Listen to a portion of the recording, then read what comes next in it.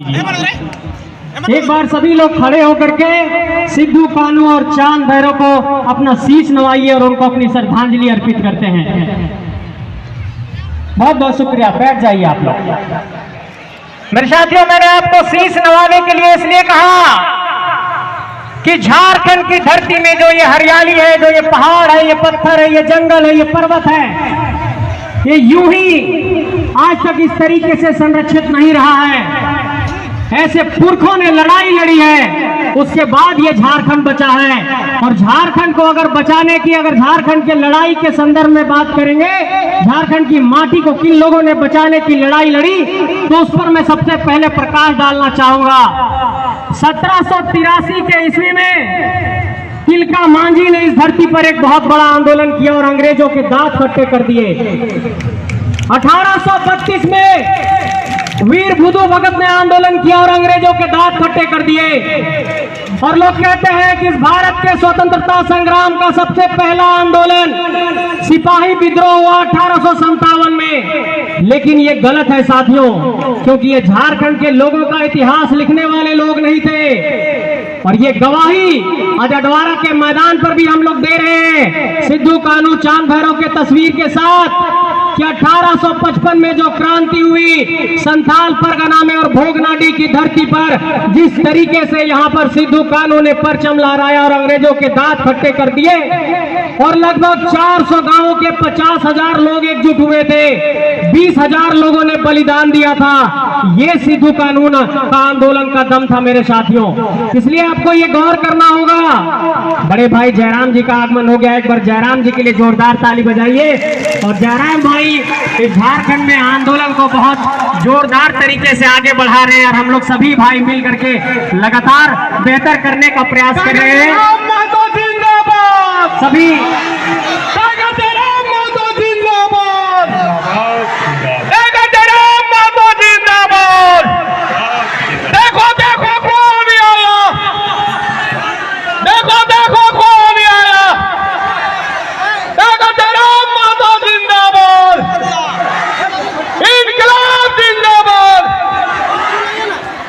सभी बैठ जाइए। जयराम भाई भी बोलेंगे, सब भाई लोग बोलेंगे, सबको सुनना है। अब आ गए हैं तो बोलेंगे।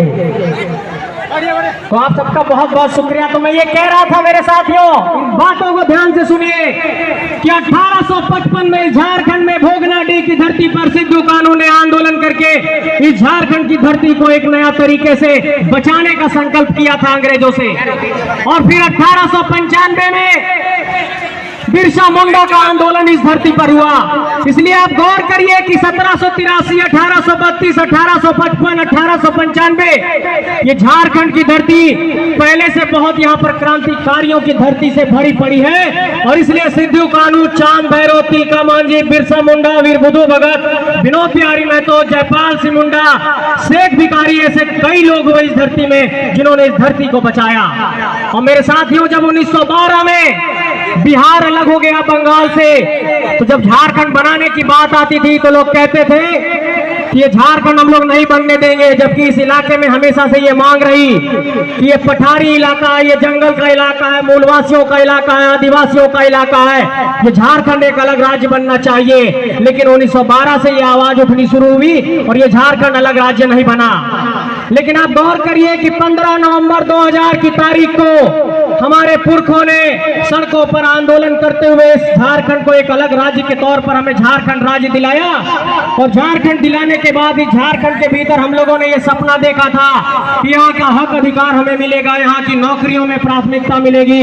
लेकिन मैं ये सवाल पूछना चाहता हूँ कि पिछले 23 सालों में क्या झारखंड के भीतर ये स्थानीयता जो परिभाषित करने की बात है, क्या ये स्थानीयता परिभाषित नहीं होनी चाहिए थी? वो कौन लोग हैं जो झारखंड में जब भी झारखंडियत की पहचान को परिभाषित करने की बात आती है तो झारखंडियत परिभाषित नहीं हो पाती है? मेरे साथियों, मैं ये कहना चाहता हूँ कि आप लोगों को याद होगा कि 3 मार्च 1982 को जब बिहार की स्थानीय नीति परिभाषित हुई थी, उसमें स्पष्ट तौर पर यह लिखा गया था कि भूमि का जो दस्तावेज होगा वो स्थानीय का एक तरीके से परिभाषा तय करेगा। मैं ये सवाल पूछना चाहता हूँ कि अगर बड़ा भाई बिहार से हम लोग अलग होकर के अलग झारखंड बन गए और 3 मार्च 1982 को स्थानीय नीति ये परिभाषित हुई थी, तो बिहार पुनर्गठन अधिनियम 2000 की धारा 85 में ये साफ तौर पर लिखा हुआ है कि जो बिहार की स्थानीय नीति है उसे झारखंड भी अक्षरशः लागू कर सकता है। सिर्फ वहां पर एक तरीके से झारखंड शब्द का इस्तेमाल करता है, इस्तेमाल कर लेगा तो झारखंड की स्थानीय नीति परिभाषित हो जाएगी।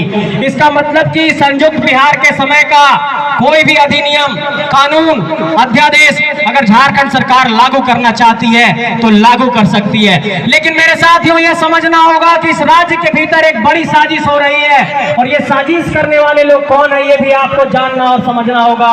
इस राज्य की सिर्फ नौकरशाही की बात नहीं है, इस राज्य की अगर राजनीति में भी गौर करेंगे तो झारखंड के अगर तमाम विधानसभा और लोकसभा क्षेत्रों पर गौर करिए, यहाँ पर आकर के लोगों ने कब्जा कर लिया है और हमारी माटी पर हमारा नेतृत्व करते हैं। हम लोगों ने हमेशा से ये कहा है कि दोना देंगे लेकिन कोना नहीं देंगे, लेकिन हम लोगों ने दोना भी दे दिया, कोना भी दे दिया और राजनीतिक तौर पर उन्हें प्रतिनिधित्व का अवसर भी दिया और हमारी ही माटी को छल रहे हैं। इसलिए इस बात को आपको समझना होगा मेरे साथियों। मैं ये कहना चाहता हूं कि झारखंड के 14 लोकसभा क्षेत्रों पर गौर करिए।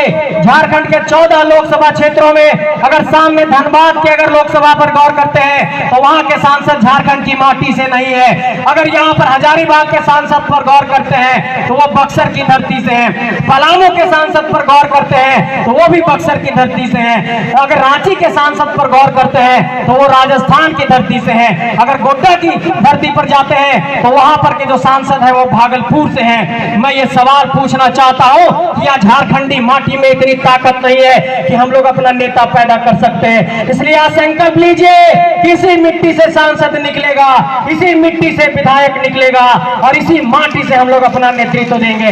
ये मैं कहना चाहता हूं मेरे साथियों।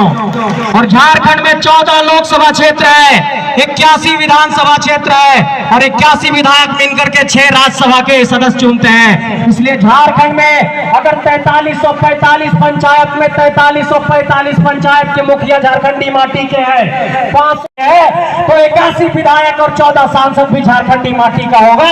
ये संकल्प आप सब लीजिए मेरे साथियों। मैं आप सबको कहना चाहता हूँ मेरे साथियों, झारखंड के हर गांव-गांव से ये उलगुलान गूंजना चाहिए कि झारखंड को बचाने की लड़ाई है। कोई आमंत्रण और निमंत्रण नहीं मिलता है तो इसको दिल पर मत लीजिएगा।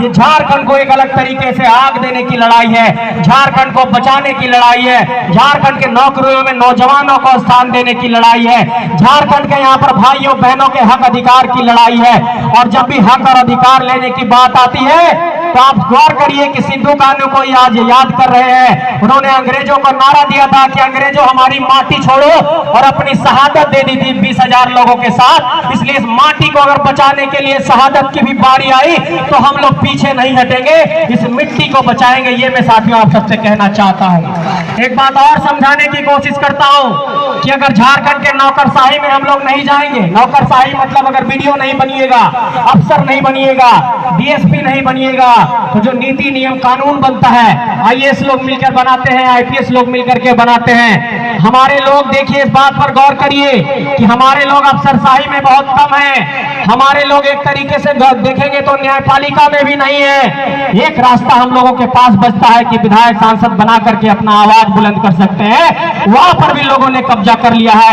ये हमारी माटी पर एक बहुत बड़ा सवाल है, हमारी राजनीतिक चेतना पर बहुत बड़ा सवाल है, हमारी सोच पर एक बहुत बड़ा सवाल है कि 23 सालों तक इन लोगों को हम लोगों ने मौका देते आए हैं। इन लोगों को मौका दे करके हम लोगों ने हमारे ही जमीन पर उनको घर बनाने के लिए जमीन दिया, उनको एक तरीके से खाने के लिए रोज करोड़पति लोग बैठे हुए हैं आज पूरे दुनिया में, पूरे देश में। और आप कहिए कि अगर झारखंड के संदर्भ में ये बात आती है तो लोग कहते हैं कि झारखंड पहला और दूसरा स्विट्जरलैंड बन सकता है, यहाँ पर 40% खनिज है। लेकिन कोयला हमारा, अबरख हमारा, यूरेनियम हमारा, बॉक्साइट हमारा, आयरन ओर हमारा, सब कुछ हमारे पहाड़ से, हमारी माटी की छाती से चीर कर निकाला जा रहा है।